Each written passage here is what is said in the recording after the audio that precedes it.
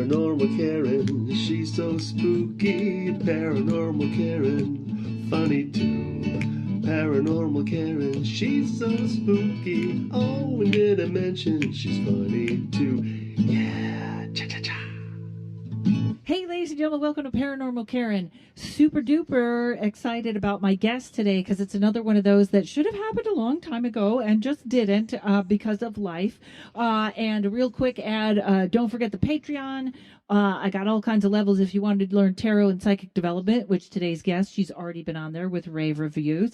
And then karenrontowski.com if you want to book a reading or you just want to send me an email and say hello, all that stuff. And my tarot class is up there on my website also. So Melisa St Hilaire is my guest today. She is, I took her mediumship class. I loved it. I took the first one. I moved away, so I'm too late for the second one. She is a witch. She makes all kinds of awesome things. She does everything. Melisa, give me a rundown before we even start. You do psychic readings, you do tarot readings, you do mediumship, all that stuff. Did I miss anything in there? Yeah. And if I may make one tiny correction, it's St. Hilaire, not St. Clair. St. Hilaire, okay. and that's okay. Everybody does that. and spell it for me, just because. Spell it for me so we all know. Sure, it's St. period Hilaire. A-I-R-E. Got it, because I was like, I know it's S-T. That's what I just wanted to make sure on. Okay, fantastic. Yeah.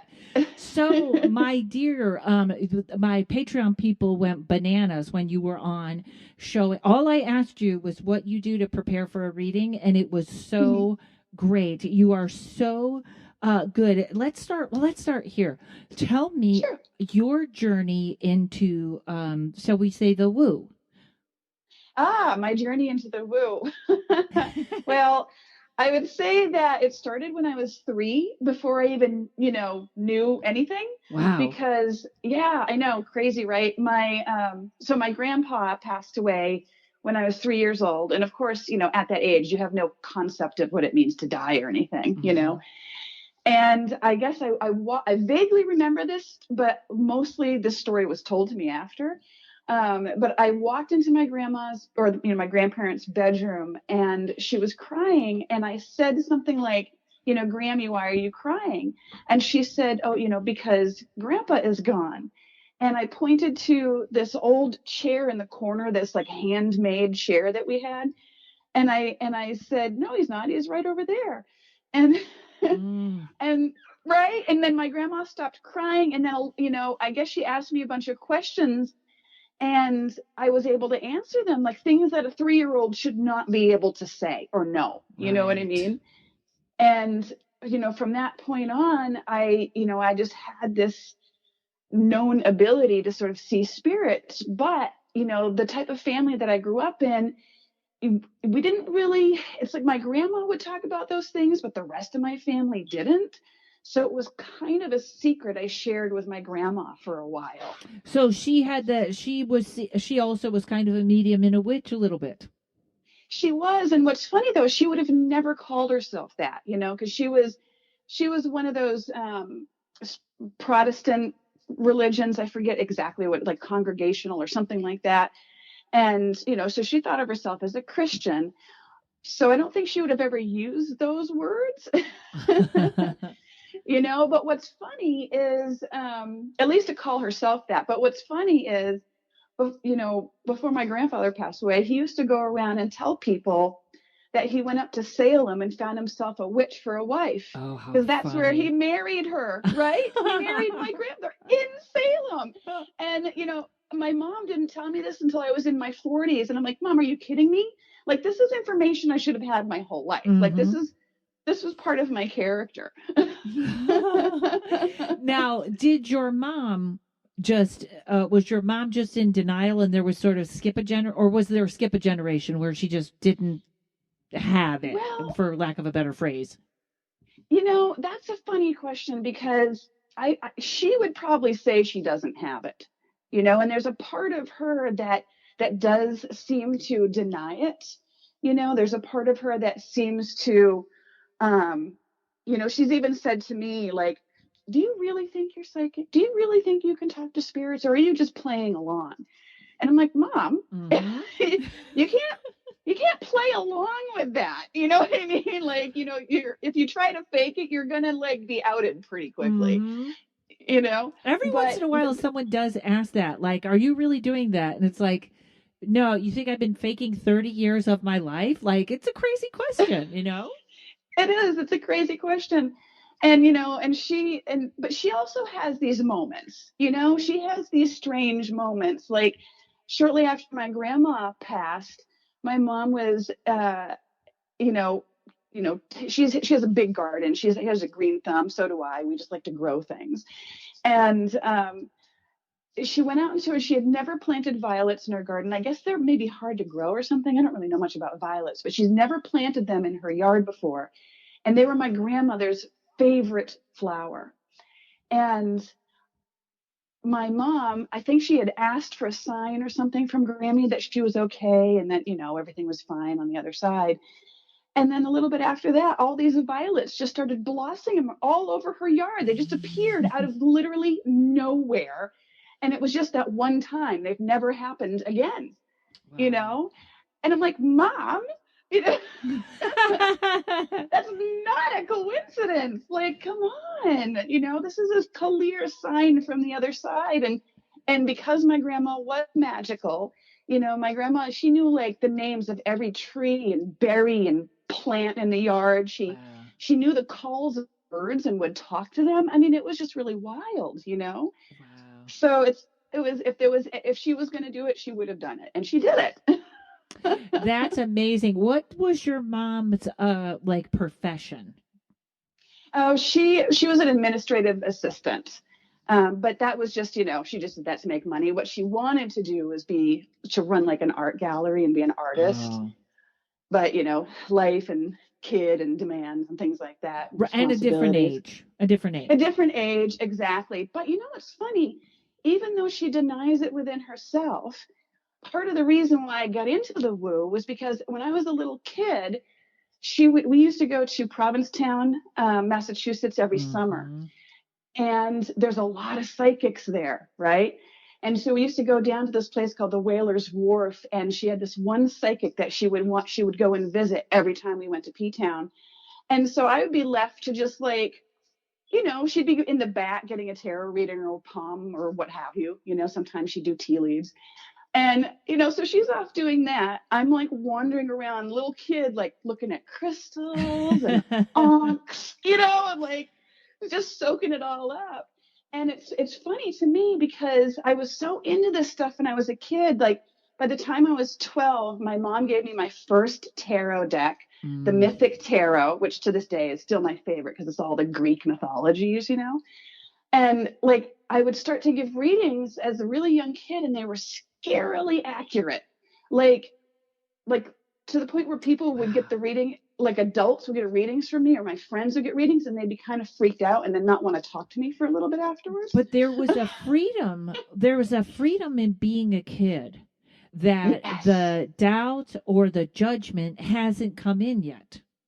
Exactly, because it's like you're playing. You know what I mean? Like nobody really takes it so seriously. And, but I kind of did.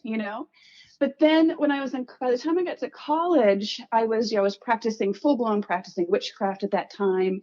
I had studied Wicca extensively, but I was also starting to dabble in Egyptian magics for some reason.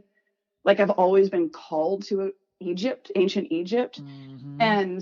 And weirdly, somewhat recently, I had my DNA tested, and I have a tiny little itty bitty, like a 0.5% of Egyptian in Awesome. in there, right? So I'm like, that's where it comes from.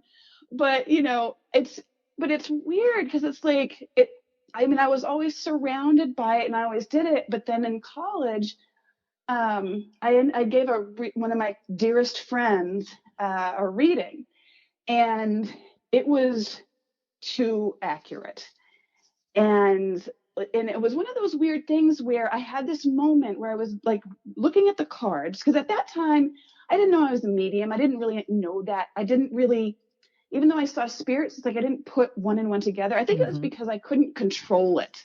And in my mind, you weren't a medium unless you could control it, Right. and and I was obsessed with Sylvia Browne and John Edwards, and I used to be like, oh gosh, I wish I could be Sylvia Browne. Like, that's what I want my life to be, and I was like, but as a kid, I was like, I'll never be that, because that's just, she's different, she's special.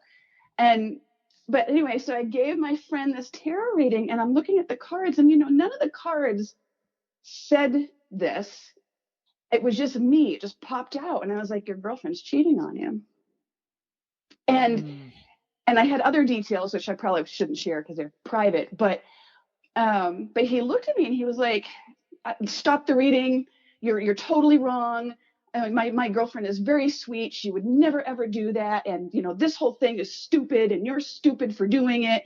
And I don't know why I thought, someone could be a psychic. This is crazy. And I never want to talk to you again. And ran out, and that was it. It blew up a friendship. And so then I just said, I'm not doing this anymore. I don't know what happened. It wasn't even in the cards. That thing just popped into my head. And I was like, obviously I was wrong. That's such a funny, that is one of the things when something rolls out of your mouth during a reading, that's the one you go with. No matter what's on the cards or whatever. This is weird. Was this guy really a close friend or something? Or was there actually some connection there? Almost maybe a little bit of a love thing? I don't think so. But there was a close connection. We hung out all the time, but what's weird, the story has a good ending in a weird way. I don't know if it's good, but it has an ending. It gave me closure. So I believe that was I want to say that was my sophomore year. By my senior in college, I hadn't talked to him for 2 full years or seen him or anything. And I ran into him weirdly on Newbury Street in Boston. And when I saw him down the street, walking towards me, I was like I froze and thought, do I need to run into Tower Records and hide right now? Is this guy going to come yell at me, And so I just stood there frozen like a deer in headlights, not knowing what to do. And he starts calling, and he's running up to me, don't go, don't go. And I'm standing there, I start sweating, and he comes up and he's like, hey, I'm so glad I saw you. I just wanted to apologize. And my guard starts to drop. I'm like, oh, okay, this is a good start. And he's like, yeah, you were right. Everything that you told me, every single tiny, embarrassing, horrible detail that you told me in that reading turned out to be absolutely right. Wow. I should have believed you. I should have trusted you. And instead it made you feel bad. And I'm sorry for that. Well, you know what, too? I do think that scares people. I think the fact that of seeing the future, or of I was just talking to this lady today, and she was a Reiki master, and she was saying how her husband will constantly say he doesn't believe, but when he gets a headache, he has her give him Reiki, or stuff like that. Or I know many people, and this is a big one. I know many people I read for who are either psychic or mediums or something like that. The husband doesn't believe, but not only does the husband rely on them to sort of be psychic through them, they sort of let them carry that energy. And there's a weird, proudness that sometimes doesn't come across like, hey, this is my wife and she's psychic. You know what I mean? There's a but they can't quite, their masculinity won't let them go, oh, but they'll go, I don't know, she says it's going to happen, and then it happens. I don't believe in this stuff, but she says it, and then it happens. She's like a witch. So it's I think that's pretty wild. I love that you've been doing this forever. In fact, you reminded me at the end I want to talk to you about New Orleans. Okay. So so this is really amazing, because I had been reading about witchcraft when I was younger, but I didn't study it. And this is the thing. You are one of those people that is fully engulfed. I think I could ask you anything about it, and you're really an expert. You're not that there's any problem with anyone starting later in life, but this has always been your lifestyle, hasn't it? Well, yeah, it has. I've just been obsessed with it. It's I hyperfixate on things, Mm-hmm. And once I get that itch to know something about something, I kind of just dive in full blown, And and it shifts and changes, like for when I was super young, I was super into crystals. I'm still into crystals, but that started really young.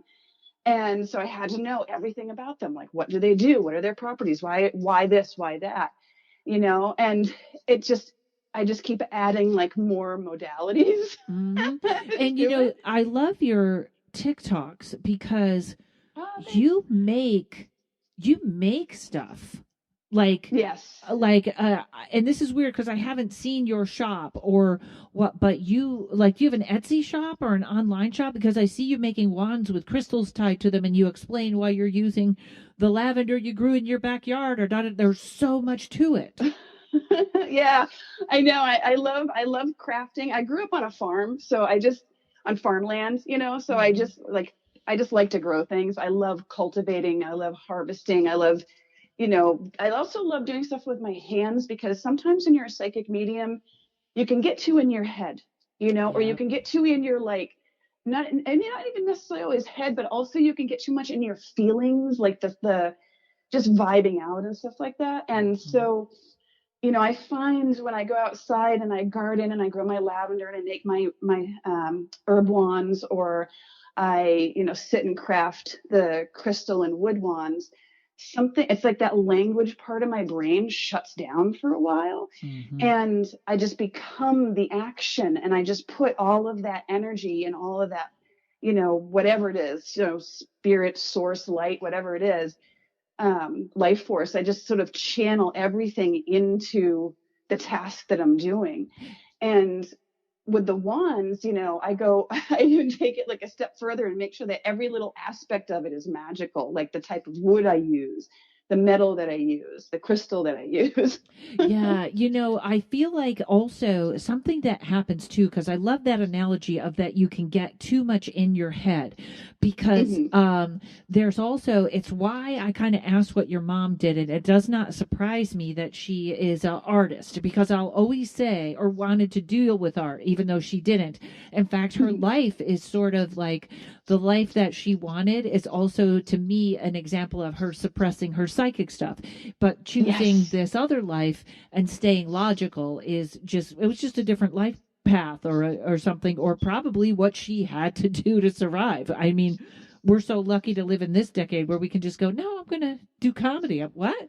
I'm going to do whatever I want. But in that thought that psychic, sexual, and creative energy is all the same, I think sometimes like I started even more so doing art projects or drawing because I feel like, and this is just the visual, if any energy is backed up, it flushes through while you're Yes. creating. Like it flushes back into the ground, what's not supposed to be there, and it just sort of cleans out all the stuff, whether it's old psychic energy or new downloads. But I feel like creativity is just like, sounds terrible, but it's like a big flush. It is. No, it totally is. I started doing because I also draw, and when I was younger, I used to draw like photorealistically, and I thought that's what I was going to pursue. But then I don't know, I got very political in high school and ended up going to Boston College and wanting to pursue poli sci, which I totally dropped. But like but like for a while there, I had entertained being an artist as well, and it was kind of also like I'm going to live out my mom's dreams. Hmm. And but now what I do, I don't try to draw photorealistically anymore. Now I turn it into exactly what you're saying, like kind of like a psychic download therapy session, Hmm. where like and now I use Procreate and an iPad to Yes. draw now, Me right? too. iPencil It's is the so greatest easy. thing ever in the world. I literally doodle while I do my podcast with my iPencil. Right? Yeah, I do it during like readings and stuff. And what's cool is, sometimes I'll be drawing and I kind of like, again, I turn off the language part of my brain. I turn off whatever that part of my brain that says, like, because sometimes you might draw and be like, I'm going to draw a picture of a cat, like a Hmm. robot. But what I do is like now is just don't think about what you're just draw pen or, to iPad or pen to paper, and just let the hand flow like your automatic Writing, um, but automatic drawing. writing. Yes. Oh, I love that. By the way, I don't know if anybody is interested. I don't know. There's a I follow a Patreon called Art with Flow, and I think on YouTube it's Draw with Flow, but she teaches everything about Procreate, and it's amazing. Nice. For anybody, and it's all with the iPencil and the iPad, which I own 3 iPads. It's ridiculous. All right, folks, we'll take a break. We'll be right back with Melissa. Hey everybody, I wanted to tell you about the $5 level I added to my Patreon. Starting in July, I'm going to be doing exclusive Paranormal Karen content there. It's going to be 1 to 2 episodes a month. It'll be a little different than here. Most of the episodes will be me talking about what I'm looking into or what I'm investigating or what is fascinating to me. I'm also going to be doing a series called What's Going On in Utica. When I moved here, I had no idea what a paranormal hotspot this was. People started telling me about the hauntings in their homes, and I was shocked. I have never heard stories like this, and I've been doing this about 30 years. Historically, this area is fascinating, with everything from the Underground Railroad to horrible Civil War battles to even the mob moving in at one point.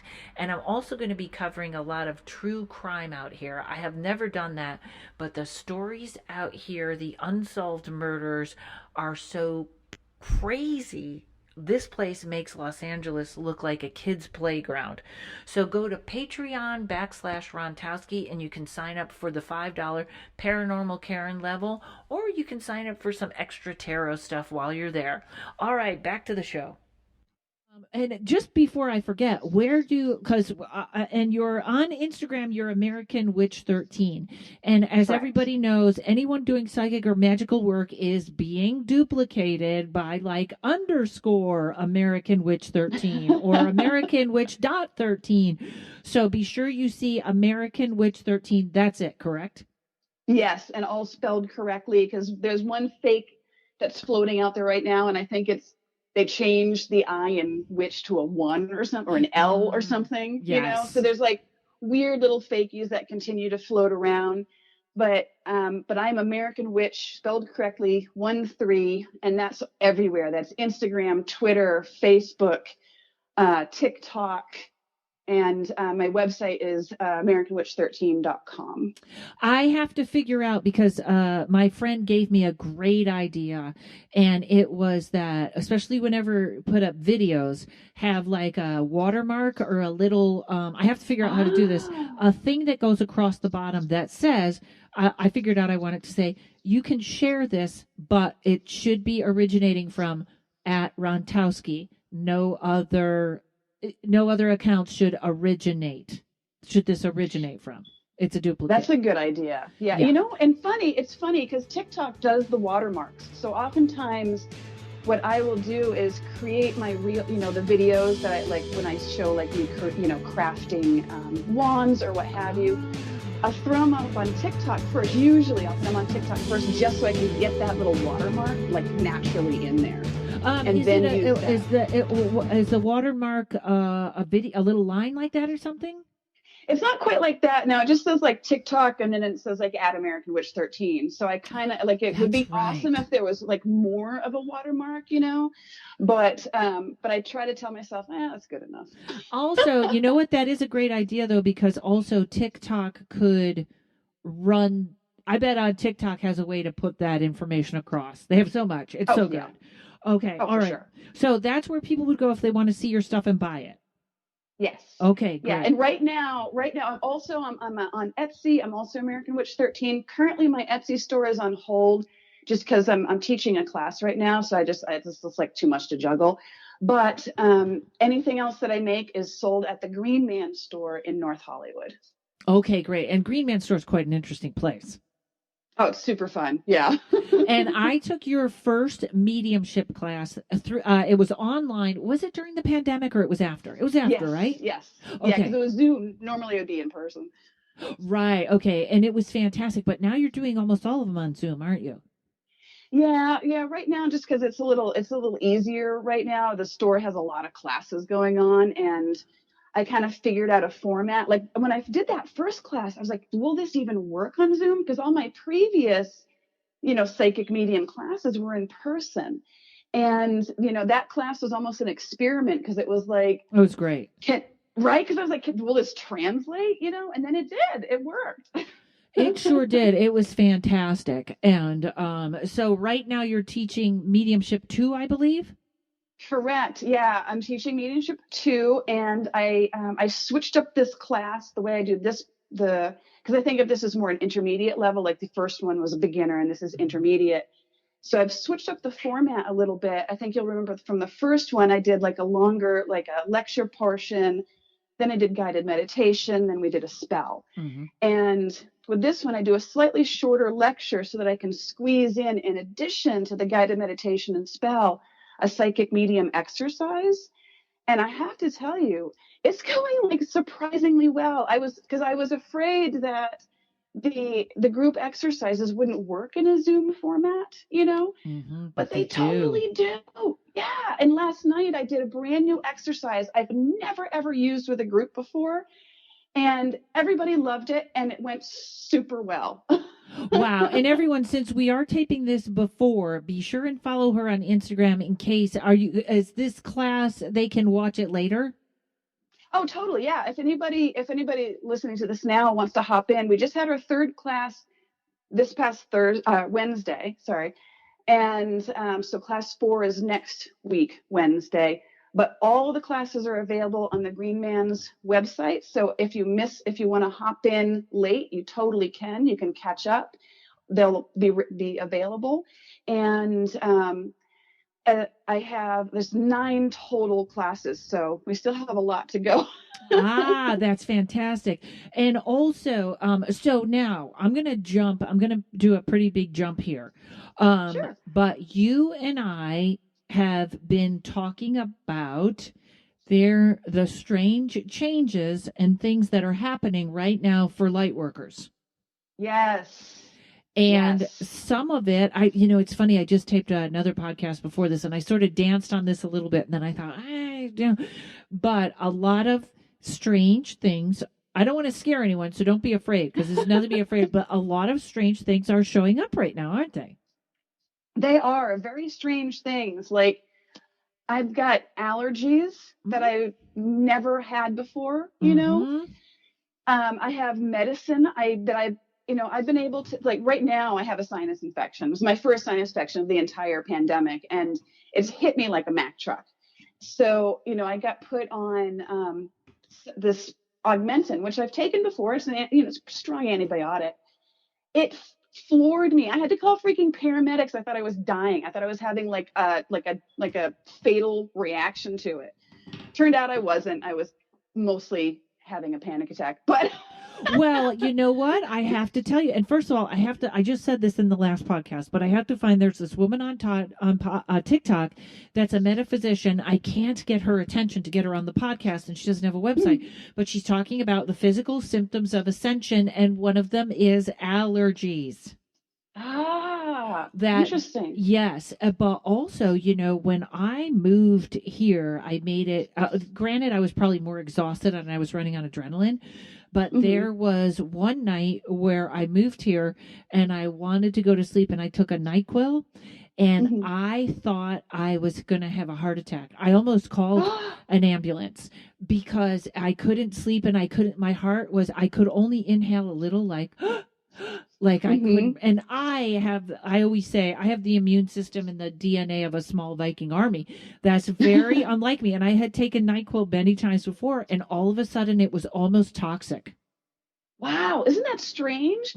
I know. It's like, because like with Augmentin, it's just penicillin and something else, right? And I've never had a problem with penicillin, but my doctor was like, as soon as I told him, what happened with me, he was like, stop taking it immediately. It's like, even though the paramedic said it was just a slight reaction, he was like, I don't want to take any chances. And he put me on something entirely different that doesn't have penicillin in it. And I'm like, is it possible? Can you develop an allergy later in life? Like, is this normal? This is so strange to me. You know? No, I think all these, I was just telling the other lady from last week, I can't eat certain things all of a sudden. And I know that I'm 56, but you know what? This would have started earlier. It didn't start. It started like about 6 months ago. And that's pretty all of a sudden to have everything change. I mean, yeah. And I feel like whatever, after I took that NyQuil, I spent 2 days in bed. Like I couldn't get Oh out of bed. no. Yeah. Yeah. So I know some of it was probably the trip, driving cross country, but I had been here quite a few days but I've never been like that before. We're like, I'm so tired. I can't get up. Right. That was crazy. But also, I think people are getting visitations all of a sudden. That I just got chills. And you so I don't know if you know this, but one of my signs when someone speaks truth, I get chills. Mm. And that's like one of my spirit guide, because you develop like a language with your spirit guide. And so I'm like, make me a human lie detector. And so whenever someone says something that like a lot of people would discredit or whatever, but it's truth, I get this like feeling of chills. And I think you're onto something there, because I've been having some strange thoughts pop into my head. I don't think they're thoughts. I'm just using that to be Right. a Right. skeptic. But I've been having some strange things pop into my head while I'm meditating. And because you've experienced both spirits and aliens, right? Mm-hmm. There's like a distinct difference between the energy, Mm-hmm. because spirits largely are, humans who have passed away. I mean, now there are other entities floating around, but even earthbound entities or earth originating entities feel different than aliens, Yeah. Mm-hmm. I haven't had that much experience with aliens, so feel free to explain. Although I kind of would say maybe I have and misinterpreted. I know one time Courage started barking at something that was in the room, and I called. There was nothing there. He was barking, and I called Sonia, and I'll never forget that. I felt very safe, but she described an Anunnaki. She said, this is a large man with a bird head. This is a bird head, Wow. clearly. And I had to call my demonologist. This is how conversations go in my house. I called my animal communicator and then got a hold of my demonologist and found out it was the Anunnaki with the bird head. But please tell us more, like how, when you feel alien energy, how does it feel to you? Well, it's weird. It's sort of, how do I even describe it? So if I'm sitting there, I'm like deep in meditation, and lately I've been doing hemisync meditations, which are just amazing. Mm-hmm. And what is that? Say that again. hemisync, yeah, hemisync. It's from the ones that I use are from the Monroe Institute, and I got turned on to it because of that leaked CIA Mm-hmm. paper that came out, the Project Gateway papers. Yep. And they mentioned the hemisync, and I was like, oh, I have to do this, obviously. So yeah, there was some interesting stuff in there. There is, and you can go into some really, and like the hemisync, what it does is it synchronizes your left and right hemispheres, and the idea is that when both sides are synchronized, you are able to like achieve sort of a higher vibration or a higher state of existence, so that you can vibe into these other energies. Oh. And and it's super cool. And then once you do it a few times, you can kind of like almost talk yourself into that state as well. And so, I've been sitting here doing my meditations, and, when I do my meditations, I try to just empty my mind. But of course, if you're a trained psychic medium, or even an untrained one, spirits will just sort of pop in there. It's the perfect time for them to talk to you. And normally, if it's someone who's passed away, like my friend Amy or my grandma or whatever, the energy that comes over me is elemental. Like it feels earthy. It has a flow to it, or a comfort, or a warmth, or a closeness, But when something comes in that I define as alien, now granted, one might argue it's an ultra dimensional creature or something instead. So alien to sort of as the substitute word for other or different, because I don't really 100% know that it's alien, but it just feels alien. If different. That makes sense. Feels alien, as in not human. Exactly. And when that comes in, it's just it feels very cold. It feels almost metallic in nature, as opposed to soft, spongy human flesh or cat flesh or whatever. It has like a different energy to it. It's cold, it's metallic, It also, if I get words, because, I have all the clairs, so I get, visions, I hear things, I see things, or, I said see twice, but you know what I'm saying. Yep. Um, so like, and when I get the clairaudience from, what I think of a more earthy spirits, it's soft, it's subtle. So, sometimes it's crystal clear, sometimes it's harder to make out, but it just feels closer to me. Mm-hmm. But when I hear something that I perceive as being alien, it feels like I'm talking on an old-fashioned long-distance telephone line, where it's a little crackly, staticky. It feels farther away. It just feels farther away. That's right? such a great description. Right, and it has that almost like a tinny sound to it. That tinny sound, like robotic almost. Mm-hmm. And one of the times that I did it. And I've gotten this a few times, and I'm almost like, sometimes I feel reluctant to share this because it's just so, I'm already in a wackadoodle profession, but this is like super duper wackadoodle. That's right? What we want. But I swear I have heard things in meditation just pop into my head out of nowhere, or seemingly nowhere. Things like I'll get a high pitched frequency, and for a hot second I think, my tinnitus is acting up, too many concerts in my 20s. but then I get I'll hear in that tinny faraway robotic voice, I'll hear something like, "Oh yes, I think we've got her on the line. Yes, okay, we are clicked into her frequency, and we can tell that she's hearing us, but she is not acknowledging us." Fascinating. Right? And so then I'll be like, yeah, okay, here you guys, sure. When you acknowledge, do you acknowledge them, or is that a little freaky? I didn't at first. The first several times it happened, I was just like, I'm just gonna cut that out and talk to my therapist for a second. And then but then, I started to really, I was like, just go with it. Just see where it leads you. And then I would get stuff like weird messages where it would be like, it might be just, okay, she's acknowledged us, so sending message. And then it'd be like, prepare for further messages. And that would be the message. And I'd be like, oh, well, that's not super helpful. I don't. Right. Just send the messages. We don't need the prep. Exactly. We don't need the text alert before. No. Okay, so I'm going to take a break right now, but when we come back, I have to tell you something very fascinating about the you called it Hemi meditation?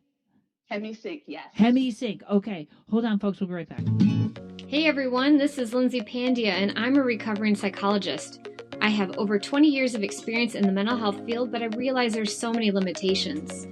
I know there are quicker ways to unlock someone's healing potential and traumas, so I stepped away from being a psychologist and took the scary leap to follow my heart and provide spiritual healing full-time. I believe I have a unique perspective that can help you also step into your full potential. I provide one-on-one healing for trauma through shamanic practices, inner child work, shadow work, and so much more. My Inner Child Workshop begins May 4th at 12 p.m. Pacific Standard Time and May 11th at 6 p.m. Pacific Standard Time. And all of the sessions will be recorded, so if you need to jump in after the workshop begins, just message me. I'd be happy to share them with you. You can learn more about what I offer and connect with me on my website at intuitivepsych.com. That's intuitivepsych.com. Join me, and let's go play with your inner child and see how we can transform your traumas into treasures. Okay, so you're talking about the Hemi-sync, and I find this fascinating because I think 3-4 podcasts ago with Jessica Gillis, for folks that know Jessica and Oscar, we were talking about the male and female sides and how all of a sudden this is really, really important that people balance them out or pay attention to them. And I have never had this before. Maybe it's because my attention is on that. But I I'll do a tarot reading, all queens or all kings or all where clearly the message is this person needs to pay attention to their male side or their female side, or one side is way overactive than the other. And I've never, isn't it? Because I've never really thought of that. So this Hemi-sync sounds like the same thing. Oh, totally. And if you want to take it one step further into the woo, you could look at it as the alchemical child, right? So, because in alchemy, there's a lot about the masculine and the feminine. And, in today's world, people largely are trying, in the occult world, you see these discussions about wanting to move away from discussing the masculine and the feminine side because, we're starting to realize that there's like more than two genders. Binary and yeah. Exactly. But, that's where the alchemical child kind of, and I don't know a lot about alchemy, so anybody listening, feel free to correct me. But from what I think I understand and what I've read, there's like the masculine and the feminine, and then the two come together to create the I can't Androgynous? say the word, Androgynous? yeah, but it's like the adrenaline child or something like that. I'm not sure how to pronounce it. But so it's really three. There's the masculine, there's the feminine, and then there's the third, which is what in today's parlance we would call non-binary.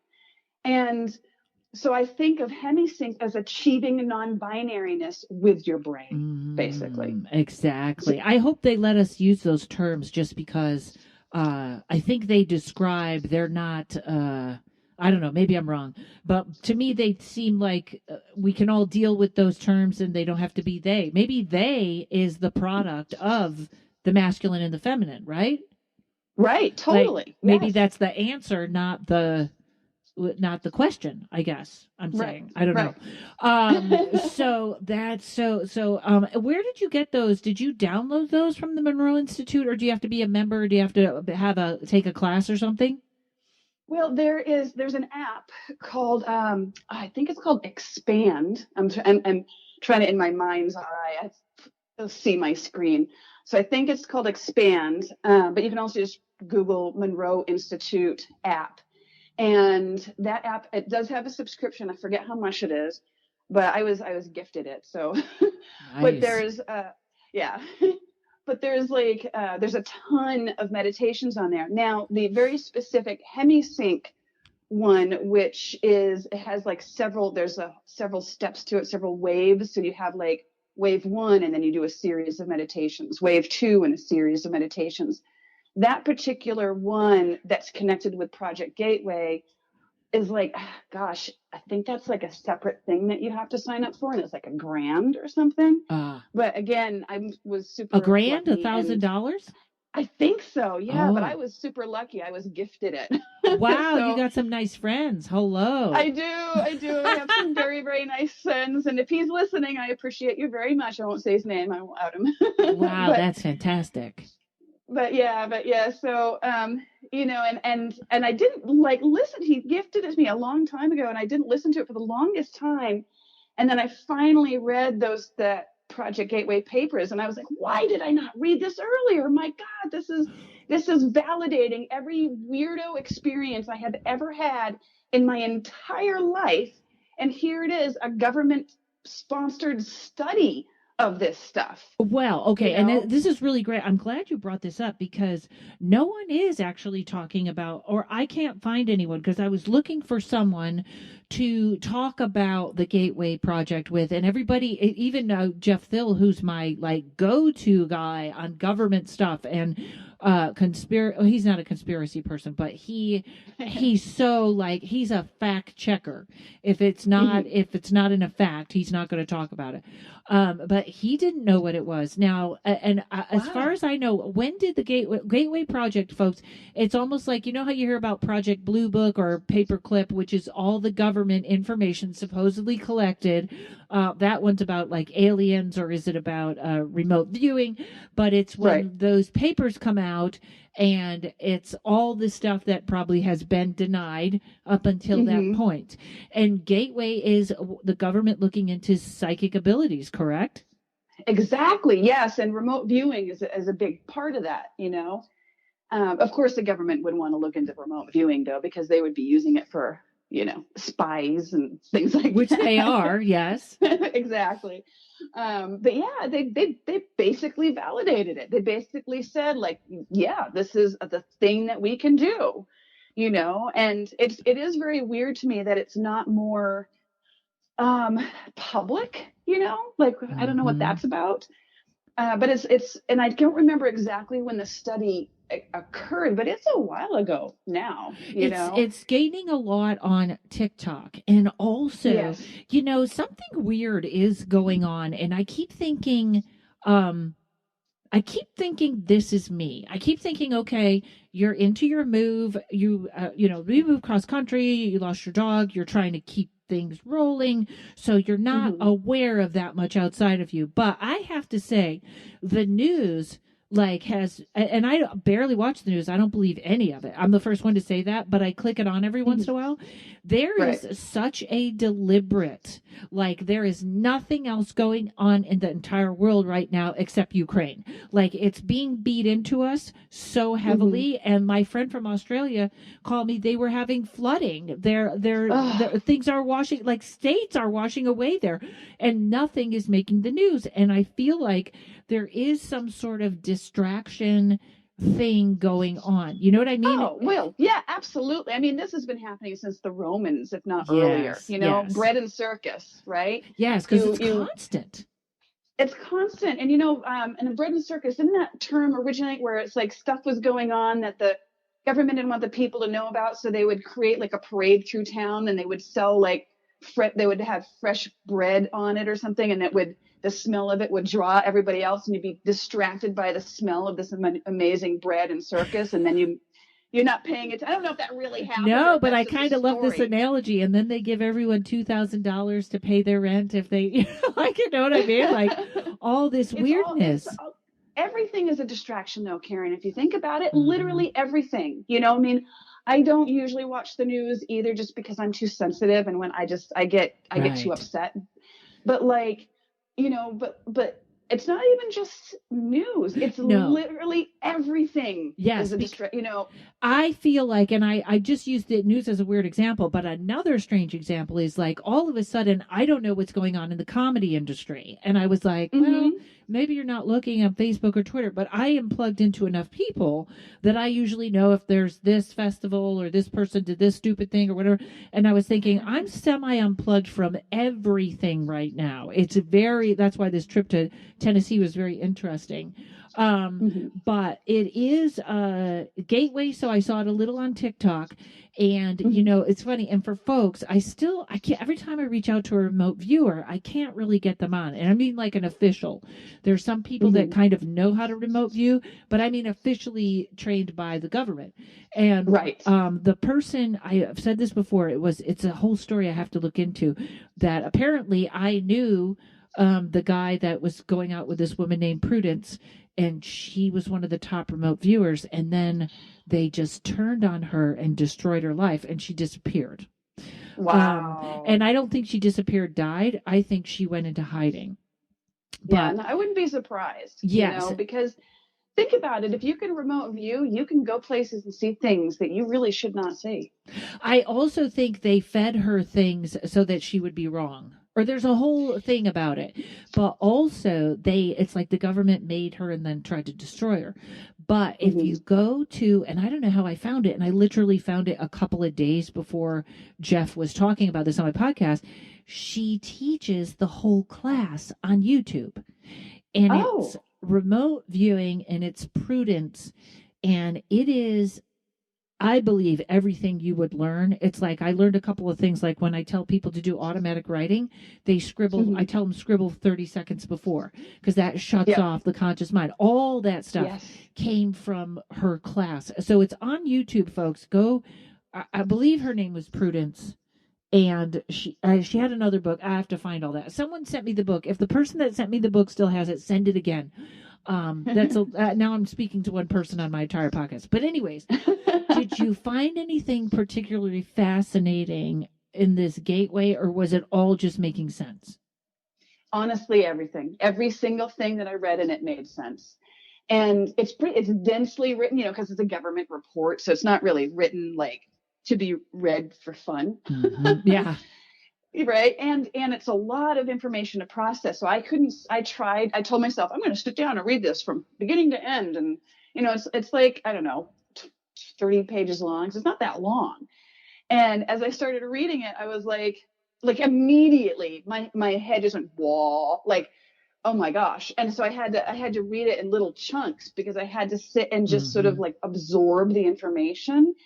And by the time I got to the end of it, I felt like some kind of cap that had been screwed onto my crown was removed, because it was Wow. like, yeah, it was almost like a damper had been removed, because, and which might have just been my own mind going, because I'm a forever a skeptic. You're like, even though I do Mm-hmm. all this stuff, there's still a part of me like, is it really real? You know?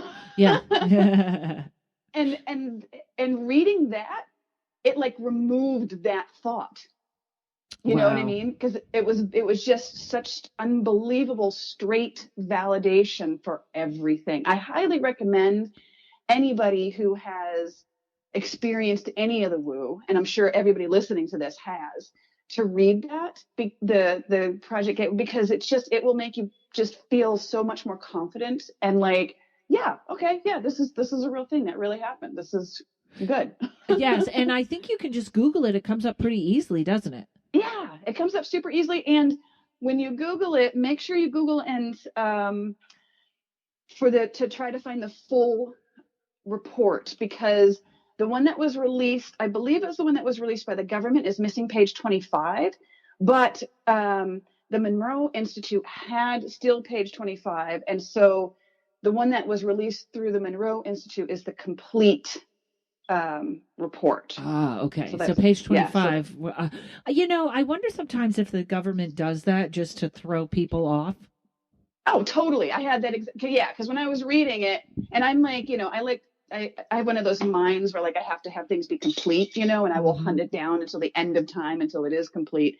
And so when I sat down to read it, I didn't know there was a missing page, and I'm going along, and then all of a sudden I'm like, wait a minute, like, what's in here? You know what I mean? Wow. Like, what little tidbit did they remove that I now need to absolutely freaking find? And Exactly. And then they send you on a right. ghost hunt.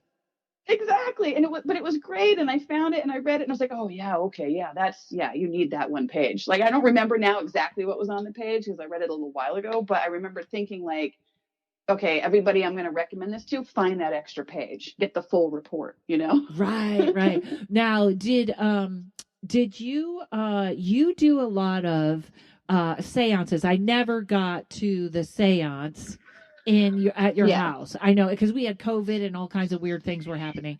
Yeah. But two things, you do seances and you're good with a Ouija board, correct?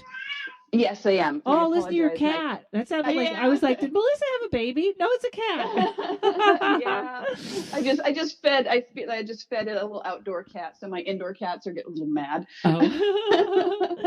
And I am a person that I totally understand the thinking that Ouija board is just a tool, right? Yes. And I Yeah. I do feel like it sometimes can send out a very negative frequency, which is when Mhm. people who don't know how to use them can get in trouble. And I choose Right. not to do them just, now, I don't know, I would do a seance or I'd probably do it with you and Renee and stuff.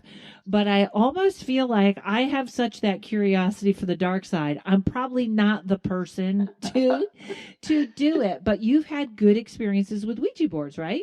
Oh, totally. Yeah. I mean, I've been using Ouija boards since I was a little kid, and like, I've never, knock on wood, I've never had a bad experience. I've had weird experiences. I've had uncomfortable experiences. I've had experiences where I'm like, oh, let's shut this down immediately. And I'm going to throw some salt over my shoulder. I'm going to go outside. I'm going to touch grass, you know. But I've never had like a possession or something, Right. Something too big. Well, super negative. you're probably like I somewhere I have a great security team that has Yeah. saved me many times. And probably after doing what you do so long, you do too. What was like an uncomfortable thing or something where you felt like you needed to shut it down? Let's go right into the dark stuff. Okay, yeah. I'm not going to name any names because I don't want to name Sure. drop or anything. Sure. But I was doing a séance with a group, and with some, a couple of heavy hitters in there. And hold on, my Alexa is going on. Cat food and kitty litter. I So we apologize. started talking about Ouija boards and Alexa starts talking? Ah. Yeah, Alexa just started to talk to me and reminded me I needed to get cat food and kitty litter. Oh my goodness, that's hilarious. Well, that's not a scary ghost if they're talking about cat food and kitty litter. No, it's a reassuring one. But anyway, so we were sitting there doing a seance, and it was a large group. And some of the people are in there, like known people, who do this in the industry and in the ghost industry. And yes, our industry. Right. And then, all of a sudden it was like, everything seemed fine. We seemed like we were getting decent answers. It seemed like we were, tapped into some people's, deceased relatives. And there were, I can't remember if it was, I think it was like, there were 3 maybe people who were on the board at this particular time. And one of the people who was in the seance just really, they're just one of those people who want stuff to happen no matter what. Even if it's negative, right? They're exactly. They're too eager. Even if it's a demon, like they want to experience something. And I think that they also really wanted to experience physical mediumship versus mental mediumship, which, of course, is very different.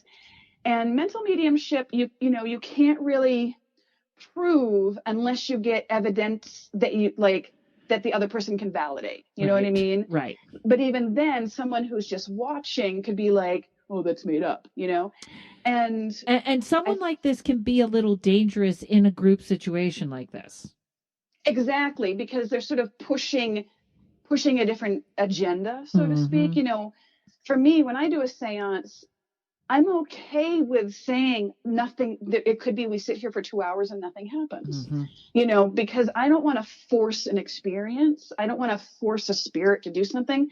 I just want to invite them in. If they want to come and talk to us, if they want to flicker the lights or make the table knock or whatever, then so be it. But I'm not going to try to force it. And so we were sitting there, and I felt that the energy felt forced all of a sudden. And the next thing we know, everybody who was on the board just starts going vroom, vroom, vroom, like in a big sort of a crazy circle, where it was like, it wasn't answering questions. It wasn't going to any particular letters. It was just, and then the circle started to get almost violent because it was, right. And it was almost like everybody was sort of taken over by just swooping into this circle. And myself and one of the practitioners who's done this even longer than I have and is incredibly gifted, she was like, we got to shut this down. I was like, yeah, I agree. We have to shut this down immediately, because this is now the energy has changed. It's turned, Right. So, we all took our hands off, and I don't think I actually had my hand on at that time, but the people who did stopped, and then we sort of shut it down. And then from the rest of the night, it just was off the rails. We could, we should have just all like completely stopped and said, let's have some wine and cheese and go home, Yeah. But we tried to do a couple of other things, and nothing at that point. It just got too murky and weird, Yeah. But nothing, violent. Like nobody got hurt or anything. It just you could feel, it was palpable. You could just feel it in the air that it shifted from, oh, hey, how you doing, Grandma, to, oh, what is that? Well, I do feel like, that's like when a ghost hunt goes sour or something. Yes. It's even a feeling you can feel after, and nothing's with you, but it's almost like the good has been sucked out of the air. And it's like being in a room after Will Smith has hit Chris Rock, and you're just like, I feel yuck. Well, something like that happened on a ghost hunt. I do these ghost hunts at the LAPD museum here. Uh-huh. And we go through the Dark Zone network. And one of the times we did that, it's the LAPD museum. So it used to be a working station. They have jail cells. They've had, all kinds of, criminals and whatnot, come through there in the past. And currently it houses stuff from various murders and homicides and whatnot, and that has Right. happened in LA. So, and it's really the perfect place to go for a true crime addict. You know what I mean? Mm-hmm. They've got stuff from Manson. They've got stuff from Marilyn Monroe. They've got stuff from, a huge display from the North Hollywood shootout and Ugh. miscellaneous others. So right off the bat, like, and you know how it is, like objects can be haunted as well, right? Mm-hmm. So then when you have a building with a bunch of haunted objects, you get some really funky energy. Right. You attract more yuck. Exactly. And so every time I go on a ghost hunt there, I go in like fully protected. I do all my wards. I do LBRP. I do Reiki box. I'm drenched in head to toe with crystals and talismans. But, you can feel when you go in there, certain areas, the energy just changes, Mm-hmm. and you can feel the darkness, you can feel I don't know if darkness is the right word, but you can feel the anger in some of the spirits or the evilness of the spirits. Yeah, well, it's funny because you said that Hollywood shootout, which I think I lived in San Diego when that happened, but Hmm. that almost feels like yesterday. I know it wasn't, but that feels Right. so new. And so that was just one of those bizarre, like, huge crime. Yeah, you remember? Yes. Yeah. In fact, Yeah. Arnold was Huge. was the governor then. I think Arnold was the governor or something. It was really bizarre. It was bizarre and it was awful. And the police were just outgunned because of the nature of the guns that the criminals had. Yeah. And at that time, the police only had, I think, little pistols or something. And so it was just a horrible situation all around. And but their clothing, their various items of theirs, and miscellaneous, there's a whole display in there. And we have done, all several investigations there now. And there's this camera, the SLS camera, Hmm. that can, I don't know the technical, stuff behind it, like how it works. I It's the should one look that into that. shows the stick people. Exactly. It shows the Yeah. stick people. And every time they film the stick people in this thing, like that you can, it's like, there's no stick people. Then we sort of play sounds, or we invoke the Emil and Larry. Those are the two guys in the shootout. And then all of a sudden there's like mannequins in there that have their clothing on. The stick figures will appear over the mannequins, Ah. and a skeptic might say, oh, that's just the mannequin. It's like the camera's confused or something. But It then when we didn't do it tell them before. it didn't do it before, and when we tell them, you're not stuck in there. You don't have to stay in that mannequin inside that glass booth. You can come out here with us. It steps out. The stick Ah. figure steps out of the full thing. And that whole place is just super haunted. But like they recently did a Ghost Adventures episode, the big, Mm-hmm. that's like the biggest ghost hunting show that Yeah. ever I existed. still like that show. I know It's the half the time they're conjuring and the half the time it's not real, but I still love that show. it's super fun. I mean, Zach is just incredibly fun to watch. Entertaining. Yeah, they put some entertainment Exactly. into these shows, and I love that. Yeah. Yeah, totally. And but they did the same thing. So it was cool to see this like really world renowned group, doing Mm-hmm. the same thing that we've been doing, and validating what we found.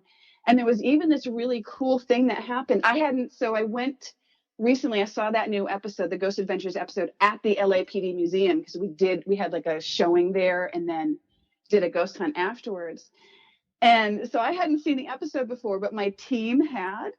And and I'm sitting there and like, okay, so the very first time I went to the LAPD museum, I got this vibe down in the basement that a woman was extremely distraught. Like because I had gone into the bathrooms there, and I got like a weird, I was investigating, and I got like a Mm-hmm. weird vibe in there. Like I suddenly felt very depressed in the bathroom. And then I walked down, there's this really long hallway down in the basement that's really creepy. And I guess it used to be an old shooting gallery or something like that. And anyway, there's this storage there now. But I walked down there, and I also got this other heaviness and this feeling. And we also did the voice recordings and what have you. But I just got this overwhelming sense that there was a woman who was there. Maybe she worked there, not sure why she was there, but she was very, very sad and depressed and basically wanted to hurt herself, you know, and most likely succeeded in doing so because I was picking up a spirit. And I think I had also got the letter M. So I didn't know if her name was like Mary or, you know, sometimes I don't get full names. I just get letters. Pieces. Yeah. But I was like, yeah, pieces. And I shared that we weren't able to confirm it. There were other things that happened that we were able to confirm. We weren't able to confirm that, but I felt it so strongly, you know. I think that was like a year ago. Okay. So I'm sitting there watching the Ghost Adventures episode, and all of a sudden, you know, Zach starts talking about how, you know, they had felt this energy there. And so he went and had, you know, heard reports of a woman who had, you know, possibly been there and hurt herself in some kind of a fashion. And he tracked it down and found out that there was a woman named Margaret something, I forget her last name. And she worked there, and she stole one of the police officers' guns and sadly took her own life. Wow. Yeah. And I'm sitting there in the back of the group watching, you know, because it was there were tickets sold. And so there was like a big group of people watching this show. And my head is like exploding, you know, I'm like, oh my God, like validation. I've been sitting on this for a year wondering, you know, awesome. And then Cheryl, who's on the team, she comes running over and she's like, you were right. And I was like, I know. Nice. Oh my God. Where is there a place where people can see you with, is it Dark Matter TV? It's no, it's the Dark Zone Network. The Dark Zone Network. Okay. Yes. And with the host, Susan Slaughter and then the ghost hunter that was with me was Rick McCallum, who is a phenomenal. Oh yeah, he's the ghost hunter. He's a stuntman. Yes. He's very nice, very nice man. Yeah, I love him. He's awesome. Absolutely. Wow. All right. Well, Melisa, I can't believe it took me this long to get you on. I know, and I feel like I could talk to you for like another hour. I know, that's how we are, though, anyways, because, you know, we've been texting all week, so that's going to continue. So, yes. Well, awesome. Okay, so everybody, you can find Melisa, give them all of the details, and book a reading. You can take her mediumship classes. You can find her at the Green Man. Tell everybody where to find you again. Yes. Okay. So the best way to find me is to go to Instagram at American Witch 13. And if you go into my bio, my link tree, you can get everything there. There's tickets to my current class there, or tickets, but you know what I mean. Yes. You can sign up for my current class there. You can also book a reading, or I also do custom spells for people. This past moon, you should have seen my backyard. I had so many spells going on. Awesome. Yeah. All right. Okay. Well, Melisa, thanks for coming on. I hope you will come on again soon. And I know my Patreon people are so happy to hear more of you. So, fantastic.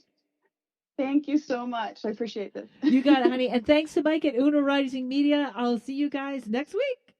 Paranormal Karen. She's a spooky kind of queen. Paranormal Karen. She's an angel without wings. Comedian, ghost hunter, conscious exploring. She's a funny gal and a real woo pal. She's Paranormal Karen.